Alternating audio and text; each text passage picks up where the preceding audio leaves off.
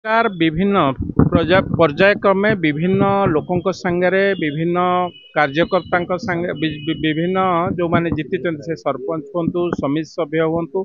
विभिन्न पर्यायर आलोचना होती आलोचना पर निर्यास बाहर यही निकट में देखिथे एमबीके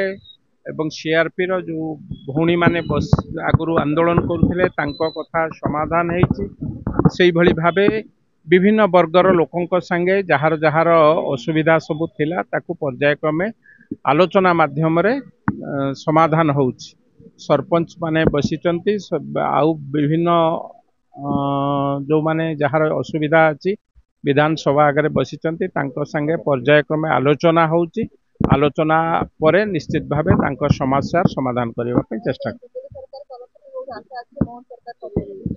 नहीं निश्चित भावे आमे करिबु बोली मु आपन को आगे से कथा तो कारण सरकार आलोचना करिवे